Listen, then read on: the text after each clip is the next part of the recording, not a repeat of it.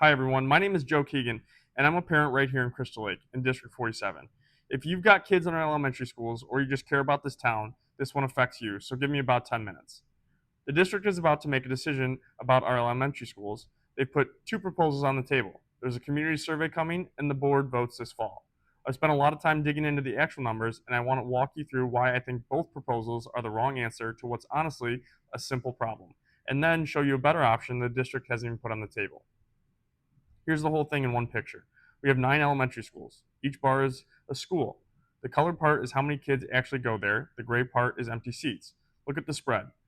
Glacier Ridge is barely half full, 59%, while Hussman is over 100% over capacity. Across the district, we've got about 750 empty seats just sitting there. That's not a broken school system. That's lines drawn in the wrong places. And when the lines are in the wrong place, you don't blow up the whole system, you move the lines. Hold on to that because it's the heart of this whole thing. There are 3 ways to deal with the unbalanced schools. 2 of them are what the district is proposing, and both are hugely disruptive. The third, just redraw the boundaries, is the obvious one, and somehow it's the one option they haven't formally put on the table. Let's take them one at a time. First proposal, grade level centers. Here's what this one does. Instead of 9 neighborhood K through 5 schools, they'd pair the buildings up by grade. So your kid goes to one school for the early grades, then switches to a totally different building for 3rd, 4th, and 5th. And notice they can't even keep the split consistent. 2 pairs break at 2nd grade, 2 break at 3rd. If there were a real educational reason for this, you'd think they could at least apply it the same way everywhere. Here's why this one fails. Quickly. 1, it solves a problem we don't have. Grade centers are what you do when you're cramming too many kids into too few rooms. We have the opposite, 750 empty seats. 2, it forces an extra school move on every single kid, and the research is clear that every extra transition costs kids academically. 3, it splits up siblings. A 2nd grader and a 4th grader end up in 2 different buildings, 2 drop-offs, 2 schedules. 4, it puts more of our youngest kids on longer bus rides. 5, it ends the neighborhood school. And 6, after all the upheaval, the buildings still aren't actually balanced. And here's the part that should stop everyone cold. A district in Michigan, Swartz Creek, ran the exact grade center model, and in November of 2025, they voted to tear it back down and go back to neighborhood K through 5 schools. The reasons?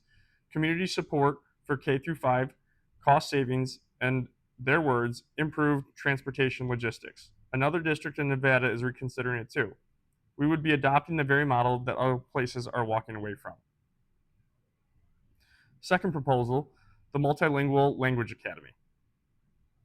Here's what this does. Coventry Elementary would become a single academy holding every dual language student in the district.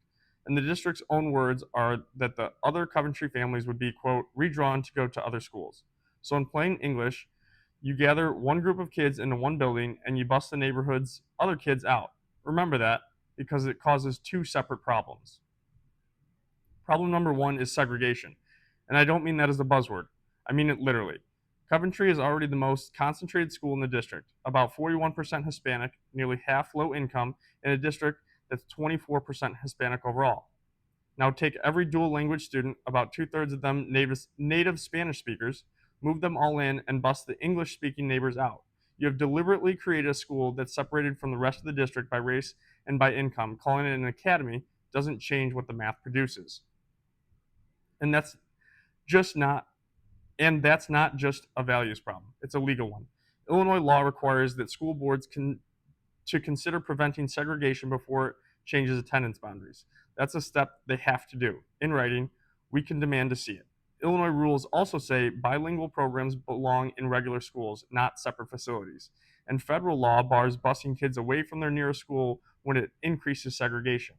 I'm not saying this is an automatic lawsuit. I'm saying the law requires a segregation analysis first, and once that's out in the open, the proposal is very hard to defend.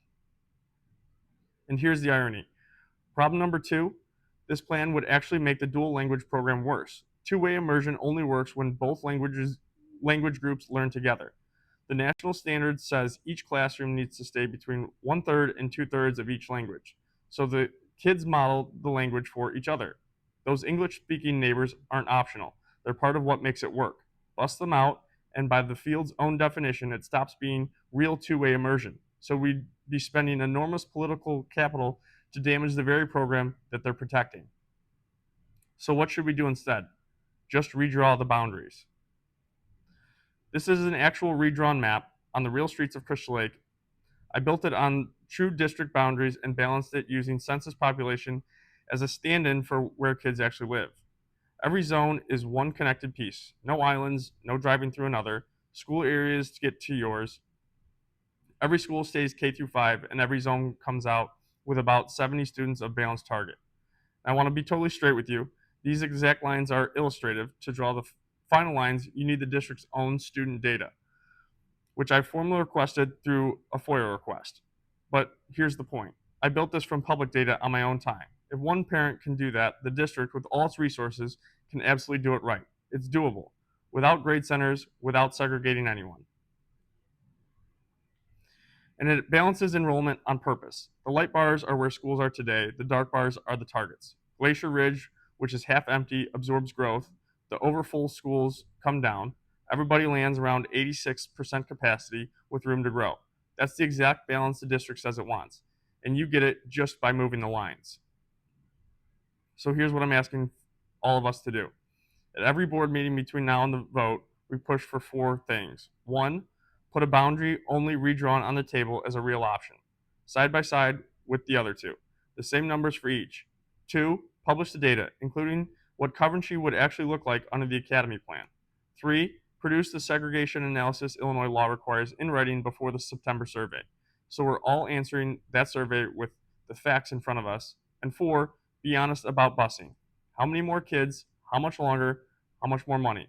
And here's the key thing to understand. The superintendent only recommends. It's the elected school board that votes. So this is about the board. Show up to the meetings, use your 3 minutes of public comment, and let those 7 board members know exactly where you stand. The ask here is simple. Fix the boundaries, keep our neighborhood schools, keep dual language integrated, and stop reaching for these massive structural overhauls to solve what is really just a distribution problem.